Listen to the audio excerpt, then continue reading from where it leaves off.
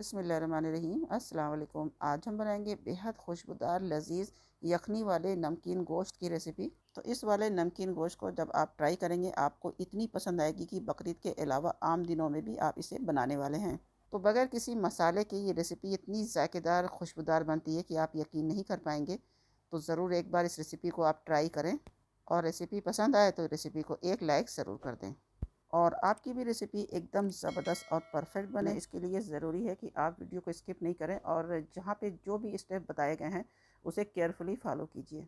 तो यहाँ पे हमने एक कुकर लिया है और इसमें 100 ml के करीब मस्टर्ड ऑयल को अच्छी तरह से गर्म करके 600 ग्राम अच्छे से वॉश किया वो गोश्त इसमें हमने ऐड कर दिया है। आप चाहे तो खुले पॉट में ही बना सकते हैं। गोश्त को अब हमने अच्छी तरह फ्राई करना है 1 से 1.5 मिनट, जब इसका कलर चेंज हो जाए। जब इसमें हमने लहसुन ऐड करना है, 10 से 12 लहसुन की कलियाँ, जिसे हमने इस तरह से देखिए हल्का सा बस इस तरह से दरदरा सा पीस लिया है, एकदम पेस्ट नहीं बनाना है। यहाँ पे अदरक हम बाद में ऐड करेंगे, सबसे पहले लहसुन के साथ 1 मिनट के लिए इसे और भी अच्छी तरह से फ्राई कर लेंगे। हीट को हमने यहाँ पे मीडियम रखना है। देखिए रेसिपी तो कैसे भी बन जाती है, लेकिन जब हम बताए गए सारे टिप्स को अच्छे से फॉलो करेंगे तो रेसिपी में जो असली जायका निकल के आता है वो बहुत मायने रखता है। इसलिए आपने वीडियो को स्किप नहीं करना है। और छोटी सिंपल सी भी रेसिपी है, लेकिन अगर उसमें कायदे से बनाया जाए, तरीके से बनाया जाए तो वो बहुत जायकेदार बनती है। तो यहाँ पे अब हमने 2 तेज़पत्ता भी ऐड कर दिया और मीडियम हीट पे इस तरह से चला चला के हमने इसे अच्छी तरह से भूनना है, जब तक कि एकदम लहसुन की खुशबू ना अच्छी से आने लगे। जब तक हमने इसे करीब 1 मिनट भूनते रहना है। और अब देखें यहाँ पे गोश्त और लहसुन एकदम से ऑयल में अच्छी तरह से एक तरह से फ्राई हो जाना चाहिए। अच्छे से फ्राई हो गया है और एकदम ज़बरदस्त अच्छी सी खुशबू आने लगी है। अब इस पॉइंट पे अब हमने इसमें कुटी हुई अदरक ऐड कर देना है। यहाँ पे 1.5 इंच के करीब अदरक का टुकड़ा था, जिसे हमने इस तरह से कोट लिया है। और 4-5 बस थोड़ी सी हरी मिर्चें हमने इसमें साबुत ऐड कर देना है, बस फ्लेवर के लिए। बहुत ज़्यादा इसे तीखा नहीं बनाना होता है, बस हल्का सा। तो इस तरह से आपने जायके के हिसाब से थोड़ा कम ज़्यादा कर सकते हैं। 1 मिर्च भी हरी ऐड कर सकते हैं। यहाँ पे हमने 4-5 ऐड किया है। तो बस 20 से 25 सेकंड के लिए अदरक डाल के भी हमने इसे हल्का सा भून लिया, ताकि अदरक भी थोड़ी सी भून जाए। अदरक को बहुत ज़्यादा नहीं भूनना है, जितना लहसुन को भूनना होता है उसके मुकाबले अदरक जो है ज़्यादा उसका कच्चा फ्लेवर ख़त्म करने की ज़रूरत नहीं होती है। तो अब इस पॉइंट पर हमने इसमें पानी ऐड कर देना है। 2 से ढाई कप, जितनी आपको यखनी चाहिए उस हिसाब से इसमें पानी आप ऐड कर सकते हैं। हमने इतना पानी ऐड किया है। सारे गोश्त जो है अच्छे से डीप हो गए हैं। तकरीबन 2 से ढाई कप हमने इसमें मेजरिंग कप से के हिसाब से डाला है पानी। यहाँ पे अब इसमें हमने 1 टीस्पून नमक ऐड कर दिया है। और अब इसमें हम ऐड कर देंगे एक साबुत प्याज, जिसे हमने इस तरह से 2 कट लगा लिए हैं, ताकि इसका बस फ्लेवर आए। पूरी प्याज घुलने की ज़रूरत नहीं है। और फ्लेवर के लिए थोड़ा सा कच्चे टाइप का एक टमाटर हमने लिया है।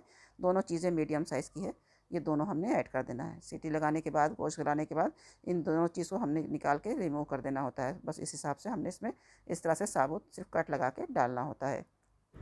तो बस अब हमने कुकर को कवर कर देना है और एक सीटी हाई फ्लेम पे आने के बाद तकरीबन 20 से 25 मिनट के लिए हमने इसे लो हीट पे पकाना है। तो यहाँ पे आप इतना टाइम दीजिएगा जैसे आपकी गोश्त की क्वालिटी हो, उस हिसाब से आप इसे गलाइएगा। बस ये आप ध्यान रखिएगा कि आपने इसे इतना देर पकाना है कि गोश्त अच्छी तरह से एकदम सॉफ्ट हो जाना चाहिए, जब भी खाने में मज़ा आएगा। और अब कुकर खोल लेने के बाद सबसे पहले देखिए ये टमाटर का जो गूदा है, ये फ्लेवर तो पूरा इसमें आ गया है। इस टमाटर को अब हमने साइड कर देना है, निकाल देना है, रिमूव कर देना है। और इसी तरह से जो ये प्याज का जो मोटा हिस्सा जो भी कहीं पे रह गया है उसे भी आपने निकाल देना है। तेज़पत्ता वगैरह सा है तो आप इसे भी निकाल दें। देखिए इस तरह से जहाँ पे प्याज का ज़्यादा मोटा हिस्सा रह गया, बाकी जितनी खुल गई है उसे आप छोड़ दें। तो जहाँ जहाँ इस तरह से मोटे छिलके के वाला जो टमाटर और प्याज है वो पूरा आपने इस तरह से निकाल देना है। और इसके बाद इसमें हमने हाफ़ टी स्पून करीब ऐड करना है कुटी हुई मिर्च। बहुत ज़्यादा काली मिर्च का पाउडर आपने नहीं ऐड करना है, मोटा मोटा सा दरदरा कुटा हुआ काली मिर्च का पाउडर ऐड करना है। इससे फ्लेवर बहुत ही अच्छा आता है। और एक मोटी मिर्च आपने इस तरह से बारीक काट के ऐड करनी है, इससे भी इसमें फ्लेवर बहुत ही अच्छा आएगा कच्ची हरी मिर्चों का। और हीट ऑन करके 2 मिनट के लिए आपने इसे एक बार और पका लेना है। बस एक बार अच्छे से मिला दें और 1 से 2 मिनट के लिए हल्का सा बस इसे बॉईल कर लें। बस तैयार है। एंजॉय करें एकदम ज़बरदस्त खुशबू वाला नमकीन गोश्त, जो बहुत जायकेदार है, एकदम फ्लेवरफुल है।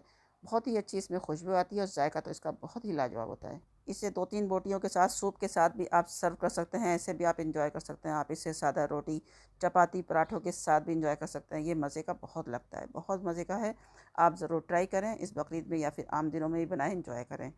तो एक बार बेहद लजीज खुशबूदार इस डिफरेंट रेसिपी को ट्राई करना तो बनता है। तो ज़रूर ट्राई करें और अपना फीडबैक, अपना एक्सपीरियंस हमारे साथ ज़रूर शेयर करें। वीडियो पसंद आए तो लाइक कर दें। चैनल पर पहली बार आएँ तो सब्सक्राइब भी ज़रूर कर लें, ताकि आने वाली रेसिपीज़ की अपडेट आपको टाइम पर मिलती रहे। तो अपना ख्याल रखें, दुआ में याद रखें। मिलते हैं नेक्स्ट वीडियो में, तब तक के लिए अल्लाह हाफ़िज़।